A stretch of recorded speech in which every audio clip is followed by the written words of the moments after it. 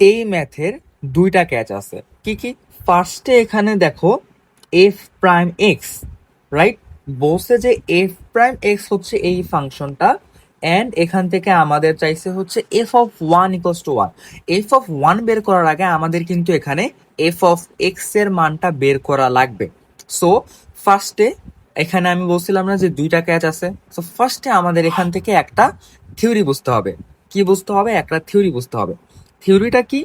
যদি আমি একটা ফাংশনের, ধরো এফ অফ এক্স একটা ফাংশন আছে, এই ফাংশনের যদি আমি একবার ডিফারেন্সিয়েশন করি তাইলে আমি এফ প্রাইম এক্স পাবো। আবার একইভাবে এই যে এফ প্রাইম এক্স আছে, এই ফাংশনটাকে যদি আমি ইন্টিগ্রেশন করি, এই ফাংশনটাকে ইন্টিগ্রেশন করলে কিন্তু আমি আবার এফ অফ এক্স ফাংশনটাই ফেরত পাবো। সো আমি তোমাদের জাস্ট প্র্যাকটিক্যালি একটা এক্সাম্পল দেখাই। ধরো আমার কাছে একটা ফাংশন আছে cos x, ঠিক আছে? আমি cos x এর যদি ডিফারেন্সিয়েশন করি তাইলে কি পাবো? Minus sine x. আবার আমি যদি এই মাইনাস সাইন এক্স এর ইন্টিগ্রেশন করি তাইলে কিন্তু আমি প্লাস cos x পাবো। তার মানে কি একটার সাথে আরেকটা সম্পর্ক হচ্ছে উল্টা, ঠিক আছে? একটার সাথে আরেকটা সম্পর্ক কি? উল্টা।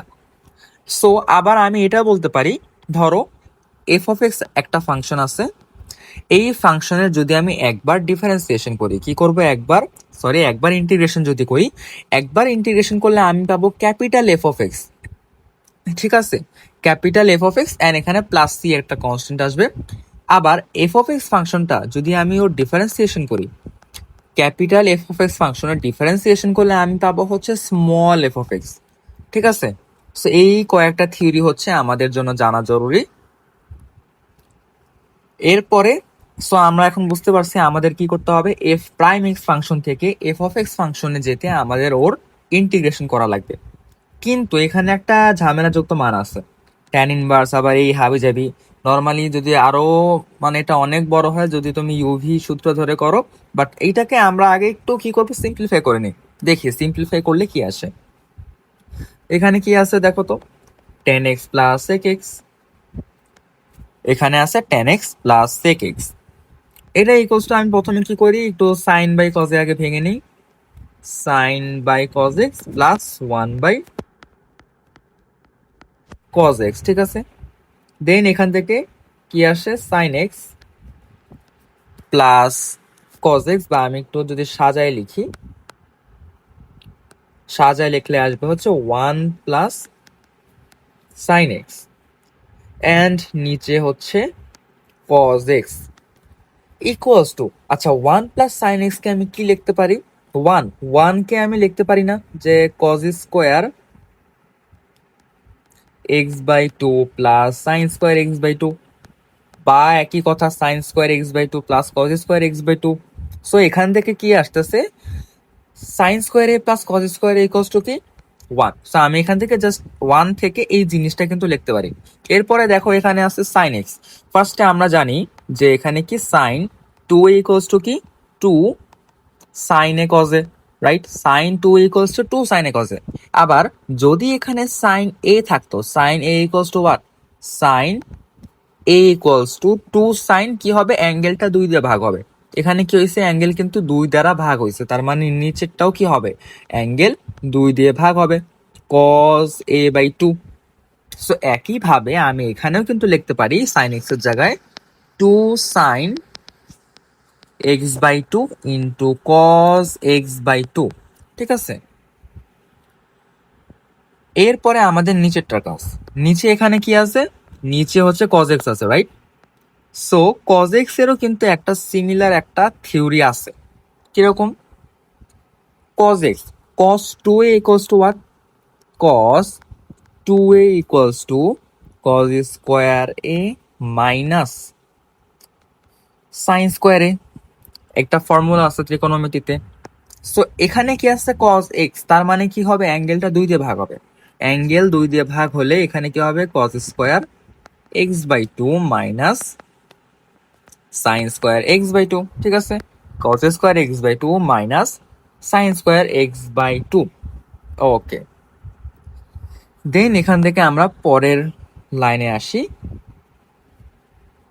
ইকুয়ালস টু, এবার দেখো তো উপরেরটা, উপরে এই জিনিসটা A square plus B square plus two A B, right? A square plus two A B plus B square equals to কি A plus B whole square, A plus B whole square. তার মানে এখানে আমি লিখতে পারি cos x by two plus sine x by two, এটার কি হবে? হোল স্কোয়ার হবে। নিচে কি আছে? নিচে আছে হচ্ছে cos square x by two, তার মানে A square minus B square ফরম্যাটে আছে, A square minus B square ফরম্যাটে আছে।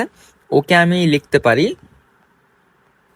cos x by two plus sine x by two and হচ্ছে cos x by two minus sine x by two. Just simply এখানে কি আছে? এ plus B আর হচ্ছে এ minus B ফরম্যাটে আমি লিখছি। এরপরে দেখো তো cos x by two plus sine x by two, আর উপরে যেহেতু স্কোয়ার আছে তার মানে একটার সাথে কাটাকাটি যাবে। কাটাকাটি যাওয়ার পর কি থাকে এখানে?